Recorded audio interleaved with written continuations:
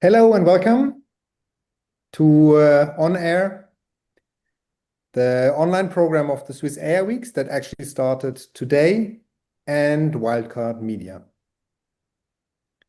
Today we welcome Pamela Gottschboner, the co-founder of Cuemarc, and Marco Schlauri, CEO of Digital Leverage, to this webinar today with the topic Ranking in AI Search, Observations on the Future of Search and Brand Perception, which is a super topical theme. During the webinar and after the webinar, Marco and Pamela will answer questions. So just type them in the chat, and they will try to cover as much as possible. We'll have 45 minutes. I'm really excited and wish you an exciting hour or so with Pamela and Marco. I hand over to you. Thanks a lot. So welcome to our session about the future of AI search, reputation, and ranking. We first want to quickly introduce ourselves before we start the session. All right, so that's me. I'm Marco. I've been working in SEO and search for the last 12 years here in Zurich, Switzerland. Of course, what's currently happening is very, very interesting. So the whole AI space is evolving quickly, and to me, that's currently is one of the most important and exciting times in search. And I myself have a passion for biographies. I run an SEO agency or LLMO agency, and also a big fan of content thereof. And today I'm going to talk a bit more about the optimization and tactical side, when it comes to AI search. Thanks a lot, Marco. And my name is Pam. I've previously done AI projects for Google DeepMind and Meta, and have worked at IBM as a managing consultant. I'm the co-founder of Cuemarc. It is a software that tracks your LLM ranking and brand reputation. And I really like flat whites, and I'm kind of powered by my Vision Pro, which I also really like as a tech gadget. So what do we have planned for this session? First, we're going to start with how AI is changing search, then a bit about brand reputation and why we feel it's important to kind of see how a brand is perceived by LLMs. Then we move on to ranking, how to show up in ranking, strategies and observations. And as last part, feel free to really come up with any questions you have. We might, as already mentioned, answer them during the talk or maybe towards the end.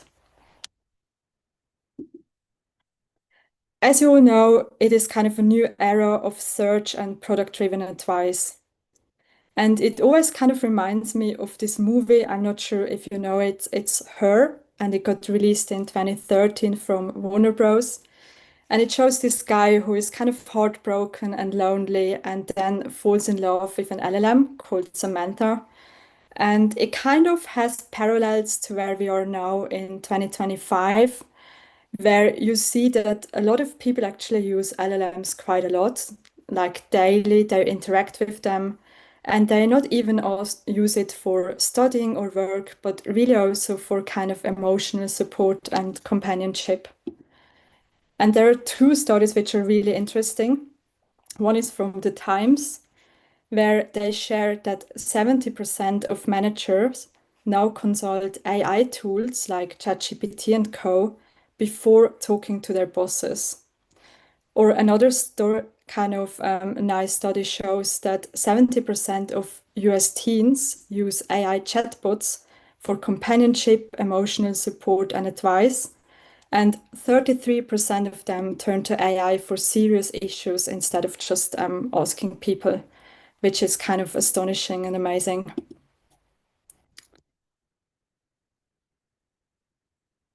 So moving further to ChatGPT, as you all know, it's the fastest growing consumer product in history, and it has 800 million users as per 2025. And what's interesting there to see is that this product has kind of the stickiness factor. So it's something users really like to use daily. Now, there are two parts that we see. First of all, there's Google, who's really looking at search and is going into the area of AI overviews that you probably all know. And there's this zero click that kind of potentially shows that a lot of answers are already getting answered in a Google search.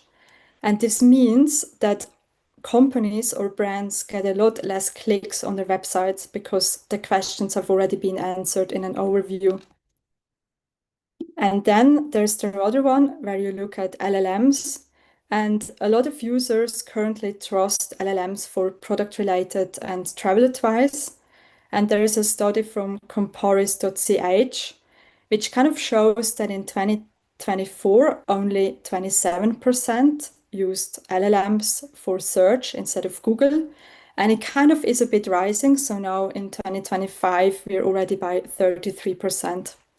I have to say though, if you compare the current search from Google and LLMs, still Google has a lot of market share. So it's still the top player that we currently have. And there are different search patterns that we see. So when you search through an LLM, you give it a lot more context. So you show, for example, the age, the weight, the distance, what you want to do with the product.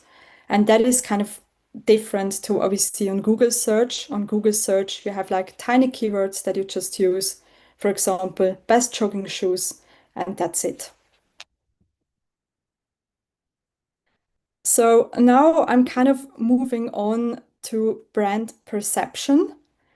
And here it's kind of important to see what is an LLM actually saying about your brand? How is it being perceived within LLM search?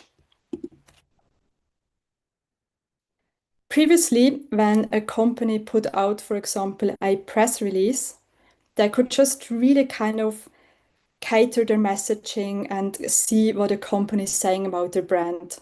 So what they had was really careful messaging, really clear message what they wanted to kind of convey to the user.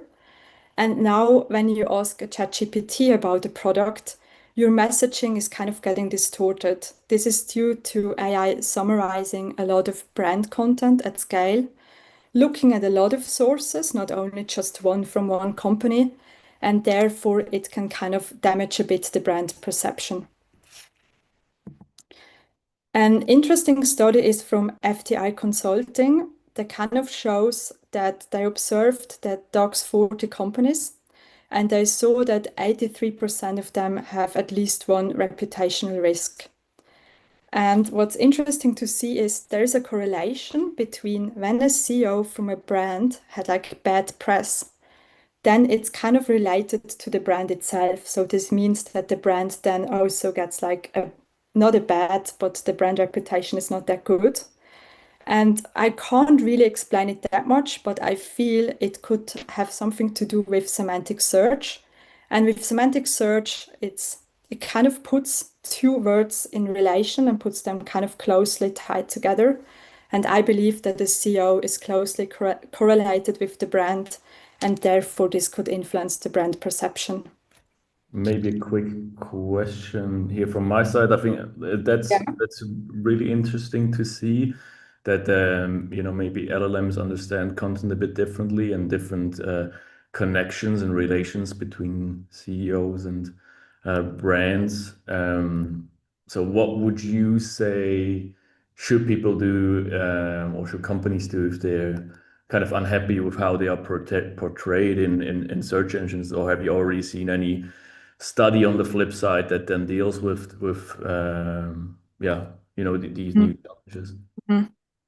Well, for brands, I believe, and we're getting to that part, that user-generated content, for example, is really important.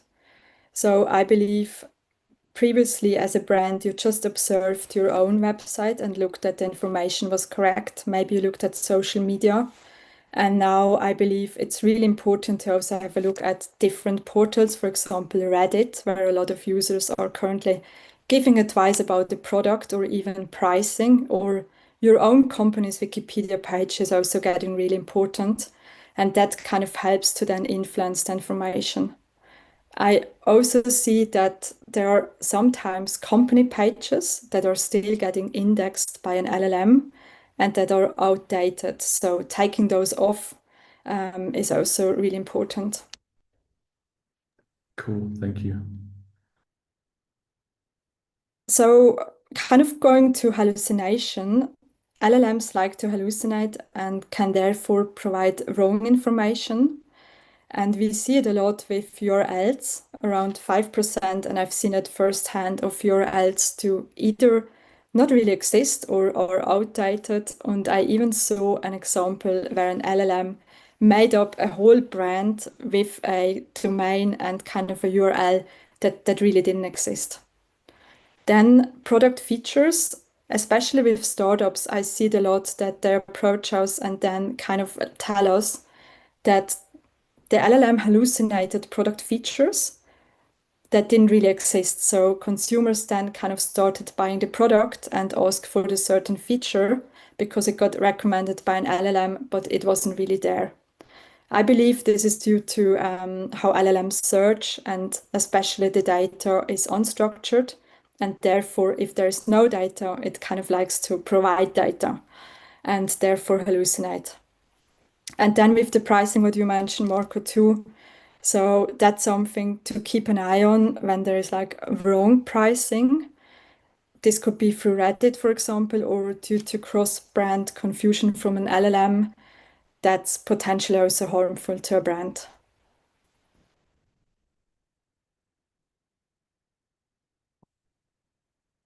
As mentioned previously, LLMs like to operate differently from traditional search engines, and the way they do it is more semantically. So, what do I mean with semantically? They kind of cluster words that are closely knit together, as I previously mentioned, with, like, for example, hiking and Swiss arms, they see a close correlation. And that's the same with food and so on. So, for example, they always like to look at the probability of the next word that could appear therefore. So, with I like to eat, it kind of puts each word as a vector. And with I like to eat, it's most likely that the next word is going to be some sort of food. When I then add context to that, for example, I say in Italy, I like to eat, then most likely the next word would be pizza, pasta. And that's how an LLM kind of interacts. It predicts with each word which one could be the next and then kind of shows this. This is kind of a easier way of explaining LLMs. I know it goes a lot deeper than that. And looking at the sources, that is also a really important part. There are different LLMs like different kind of sources. So with ChatGPT, it's a lot of user-generated content, so a lot of Wikipedia that's coming up all the time, a lot of Reddit too. In Switzerland, it's a lot of price comparison websites with like listicles, product review portals, and the newspaper with us, like now.ch, 20 minutes, and so on. Those are the pages that are really getting mentioned and by an LLM. Then there is the difference if you look at other overviews. This is, for example, Google AI overview.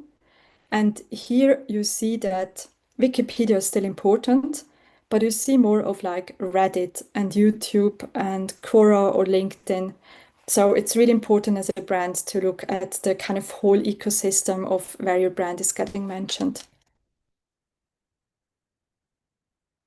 Now, and this is no surprise, each LLM searches kind of differently and therefore also gives different answers. So I always suggest to not only kind of track ChatGPT, but also other LLMs to see where you rank there.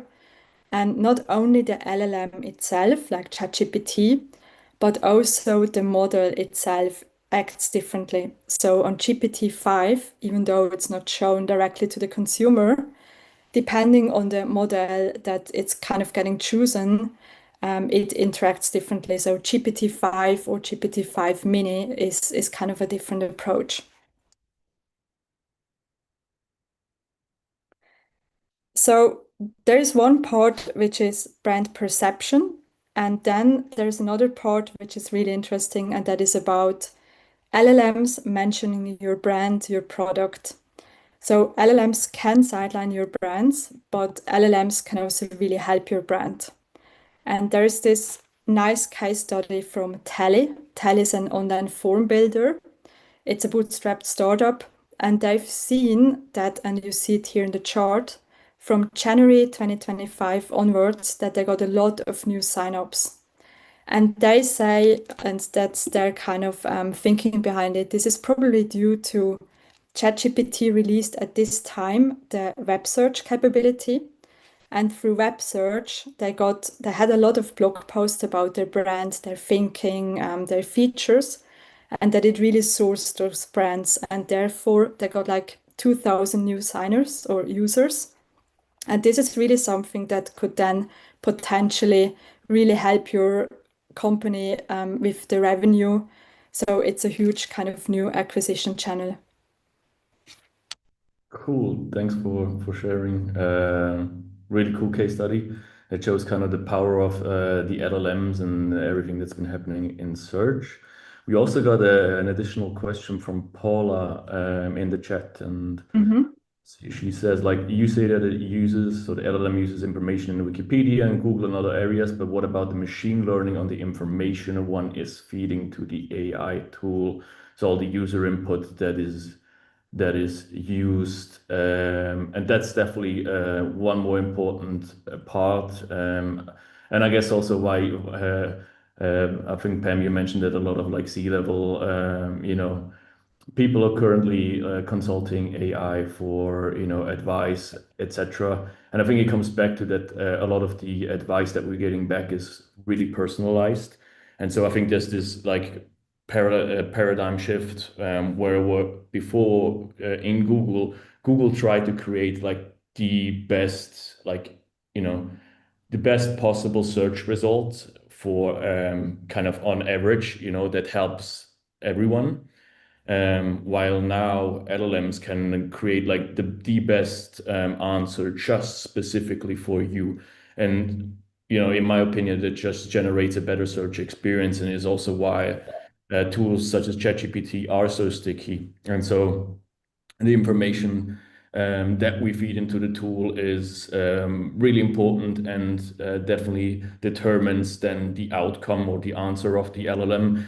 The thing that's tricky about it kind of makes it unpredictable, right? Because we all have a different browsing history, and before we had like Google search results, and they might vary a bit, but it wasn't really that personalized. It was more or less, it was like, okay, what are the most or the best search results or websites on average for this topic, and now it's like, okay, this is your specific LLM answer, and I think that's the difference. And currently, that's a big challenge when trying to optimize for visibility in LLMs. That's really hard to gauge and optimize for.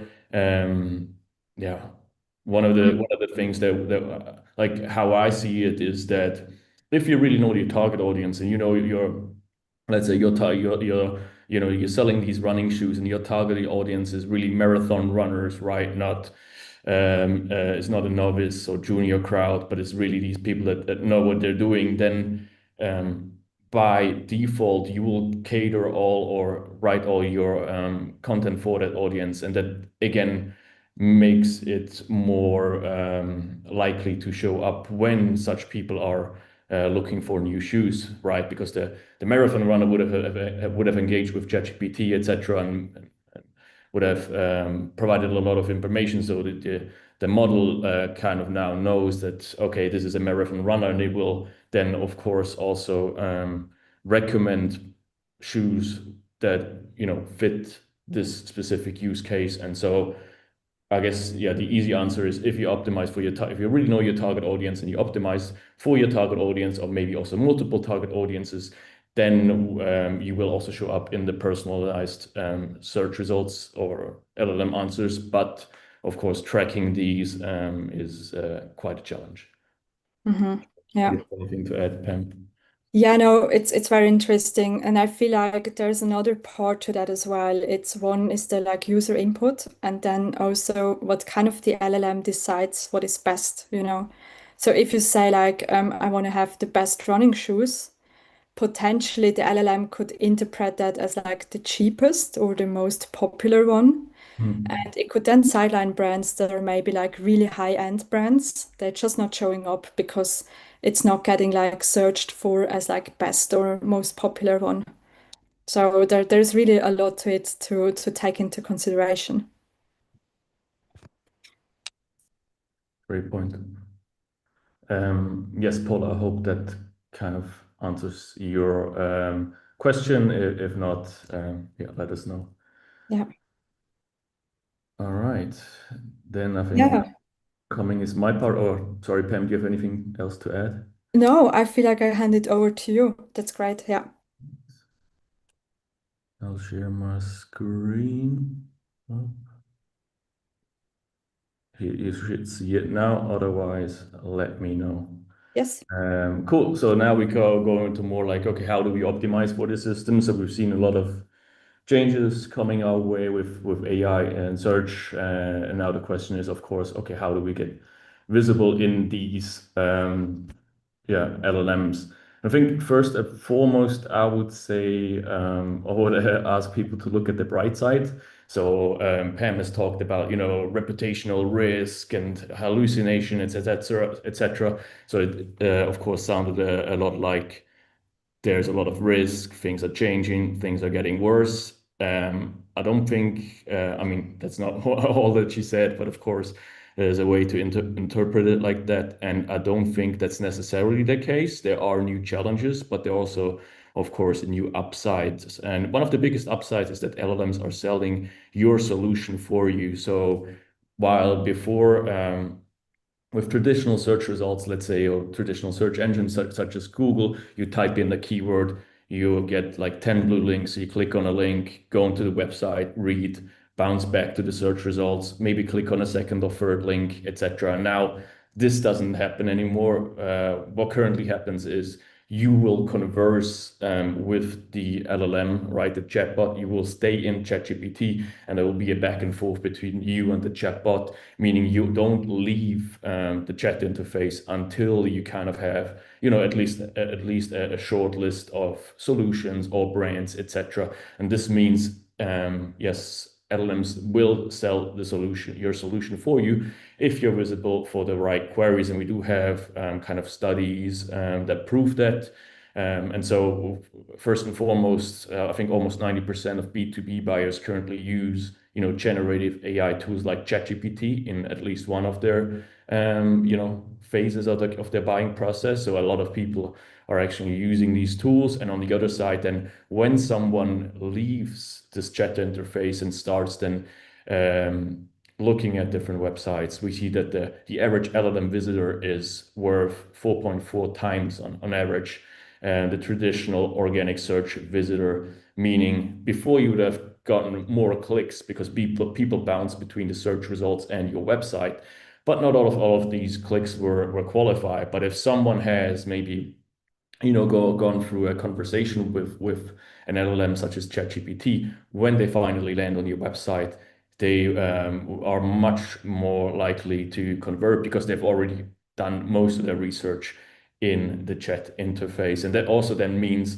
or is the reason why the homepage traffic is up 10 to 15% on average, meaning, yeah, at the end of a conversation, like a specific brand is recommended, and then often you land on the homepage, right? Because you might even Google the brand, like someone recommends then, you know, the brand of a running shoe and goes like, oh, the Nike Trail Runner, whatever is the best fit. You type that into Google, and then you maybe visit the Nike website or another wholesaler or e-commerce shop, and then a lot of the back and forth is reduced, which means less clicks, but definitely not less sales. Back to the question, how do we become more visible? And if we really break it down and look at it at its core, it's fairly easy. And studies have found that, you know, the more your brand is mentioned across the web, the more it does get mentioned by LLMs. And that's kind of what you see here on the right-hand side. So the brand web mentions correlate a lot with brand appearance, for example, in AI overviews in Google. This is a study of roughly 75,000 brands by the Ahrefs SEO tool, and shows the kind of, okay, it's really about how you show up in the web, just as Pam has described before. It's really probabilistic calculation, and the more you show up in relation with certain terms, the better your chances at ranking. Okay, so we know we want to get mentioned across the web. How do we get to do that, or how do we succeed with that? There's kind of two ways. If we break it down, how you can achieve this is there's the traditional way. So you have a website, and you can rank directly in Google or Bing, as well as LLMs, if you optimize this website for certain topics, keywords, prompts, right? That's kind of the traditional SEO way of optimizing your own website to be more visible in search results. And now there's, of course, also a kind of an indirect way, and then it really focuses on kind of, okay, what are the different sources that LLMs are using to create those answers? So, right, if you have a look at the answer and you look at all the sources that show up, it's not, you're not just competing with different brands or LLMs like ChatGPT won't just use brand websites as their source for information. But as Pam has shown before, Wikipedia shows up, Reddit shows up, YouTube shows up, etc., etc.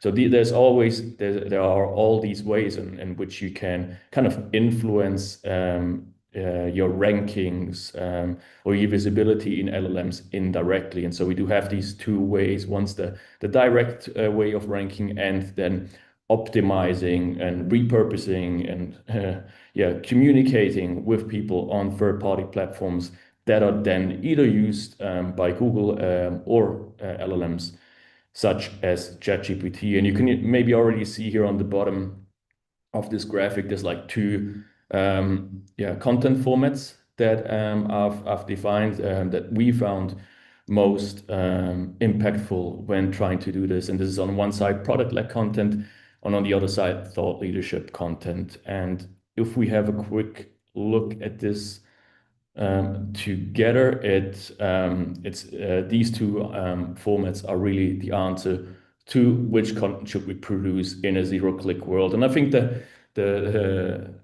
keyword zero-click world is really important, or the topic, because as you found out, if you keep creating educational copycat contents are really basic, like wiki style definitions, are really simple how-tos, like 1-2 step how-tos that already exists, 100-fold out there, you're not gonna rank. And so we have these two options on how to deal with this new reality where LLMs will answer your question or your prompt directly in the search interface.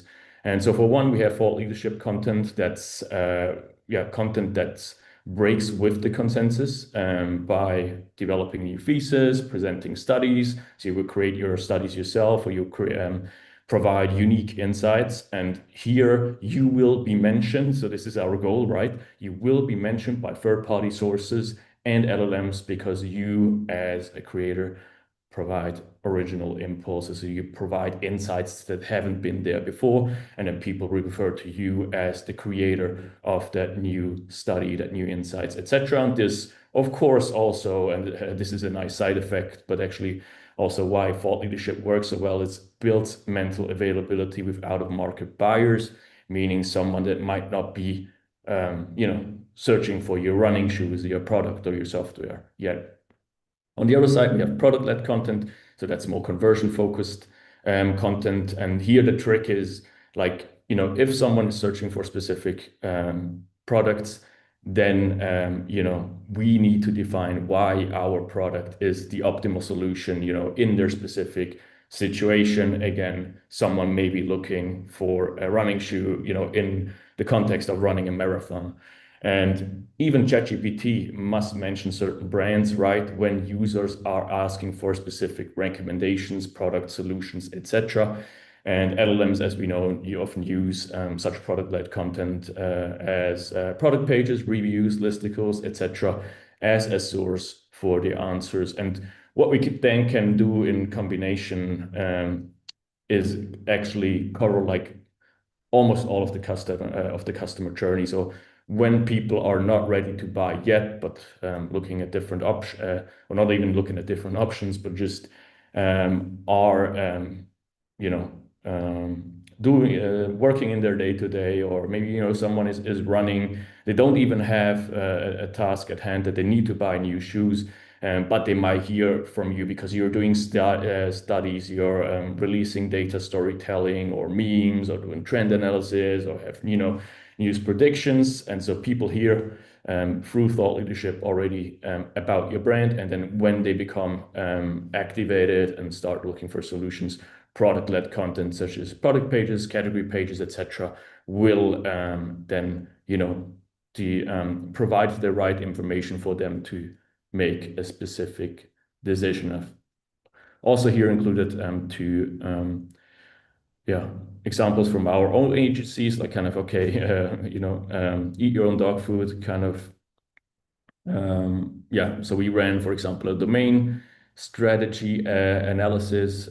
We've analyzed like 3,200 search engine results to find out like is .ch or .com the better fit for Swiss websites if they want to rank in search results. And we, for example, also created content around, okay, how much does content marketing cost in 2025? And these two formats then they really help you to get get a maximum impact and get as much ROI out of your content as possible. And there's various ways. So just creating the content is not the end, or it's not, you're definitely not finished, but distribution needs to be baked in. And of course, on one side, we want to optimize for search engines and LLMs right away. So when creating the content, I think this is something that we need to keep in mind. And my next slides are about how to do that.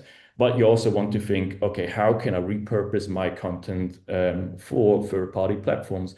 How can I make sure that my study shows up in on Reddit? How can I get someone at a local newspaper to write about me? Or how can I repurpose my content for LinkedIn?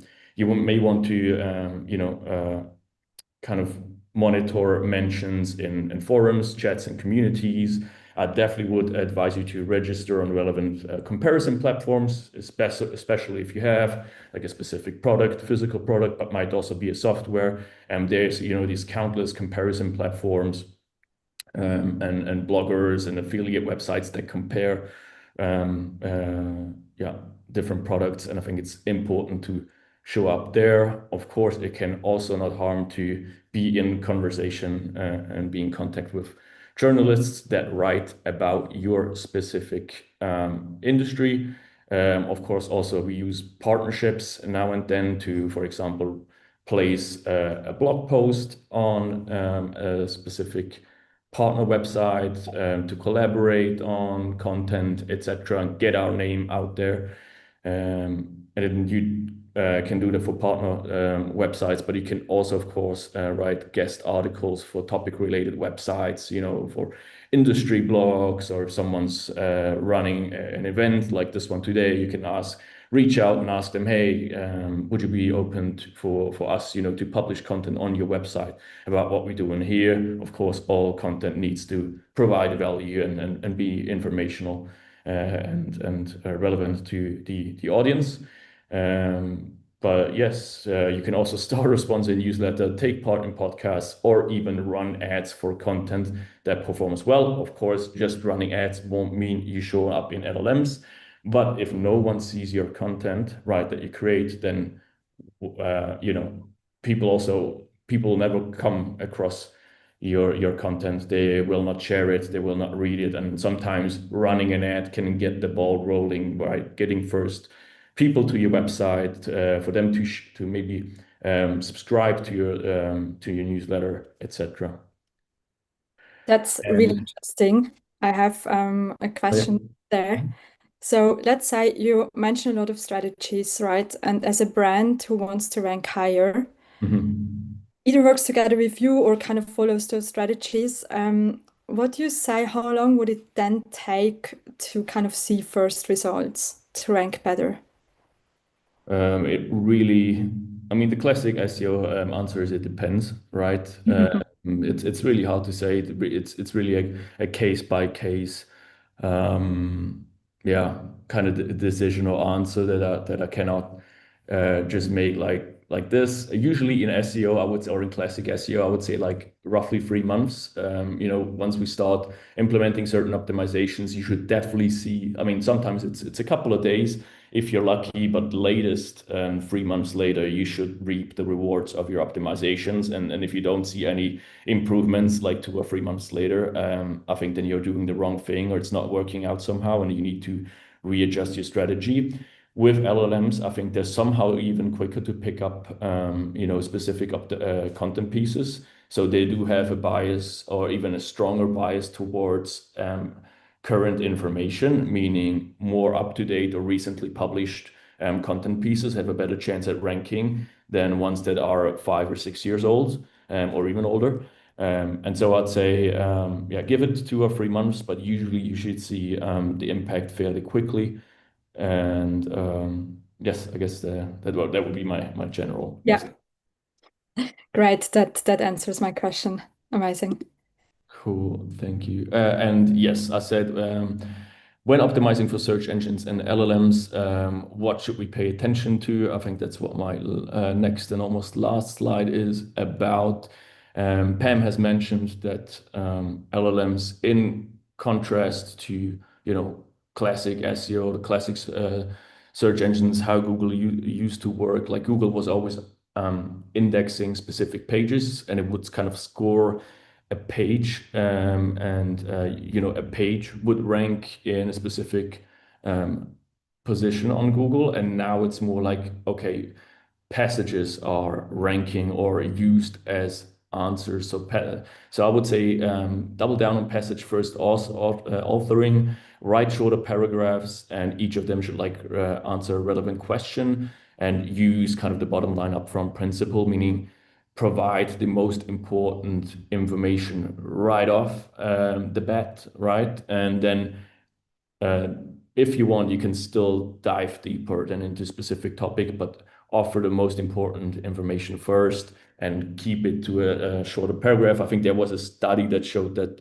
I'm not sure if it was ChatGPT or Perplexity, but like the average passage length or what LLMs would consider like a paragraph was up to 200 words. So maybe you should try to keep your paragraphs below 200 words. If it's more than 200 words, have a look at if you cannot split up maybe the paragraphs into multiple ones.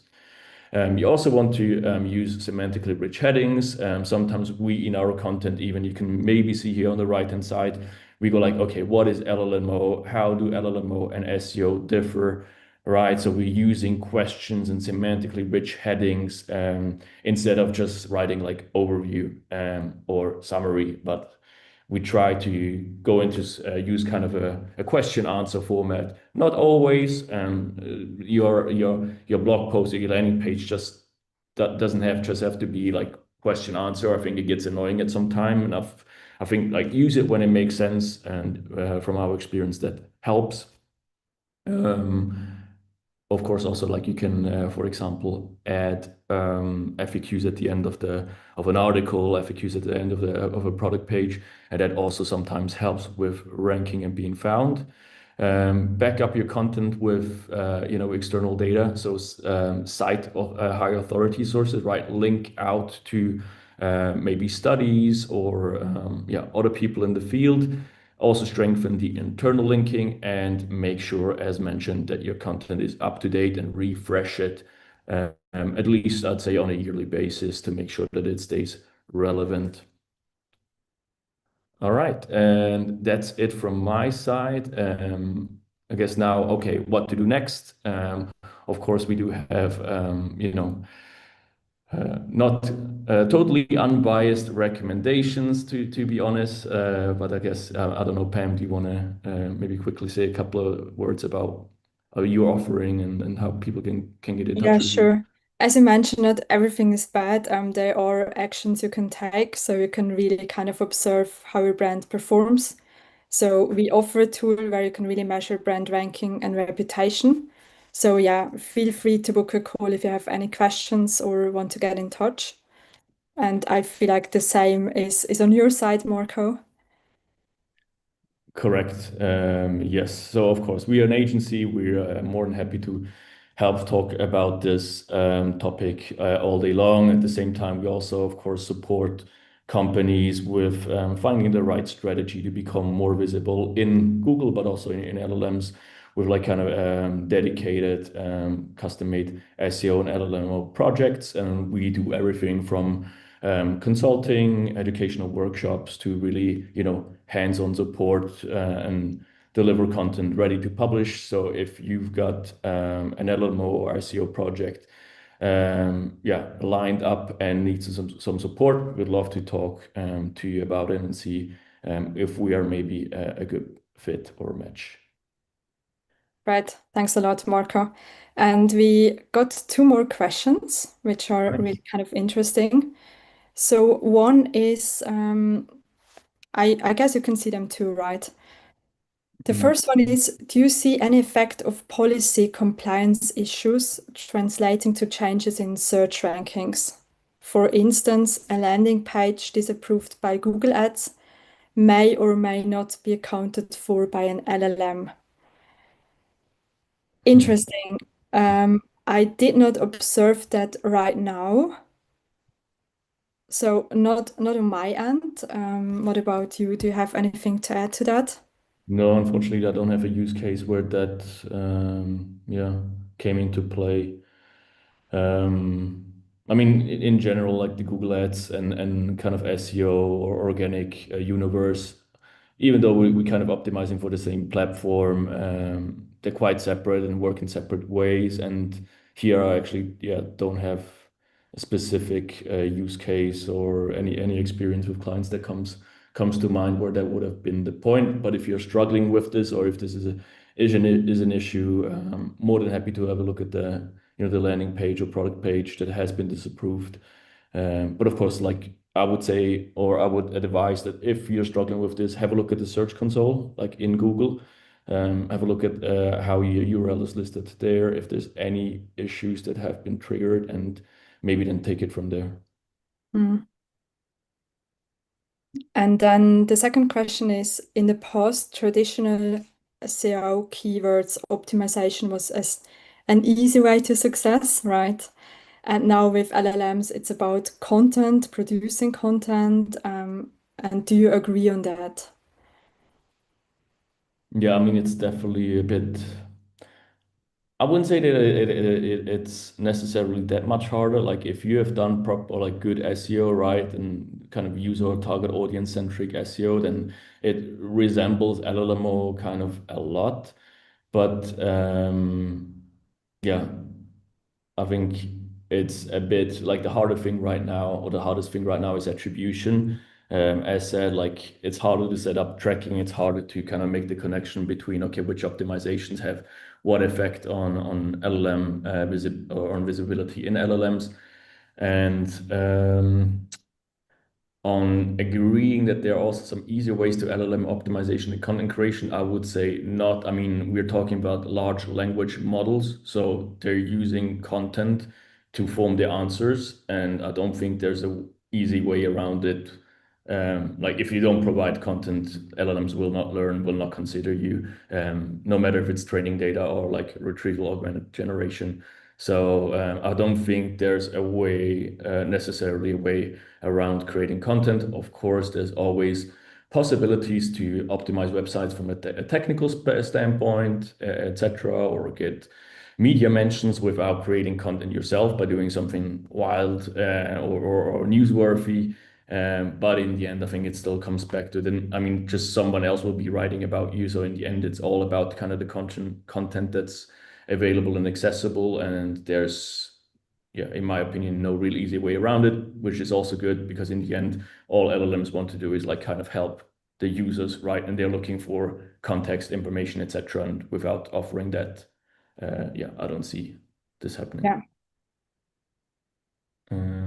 Maybe last Right. question. Thanks a lot. Yeah, I feel like it's probably already time. Yes. I have to cut it here, right? All good. But feel free if you have questions, feel free to ask them, get in touch with us, and then we can get back to you. Let's do it. Cool.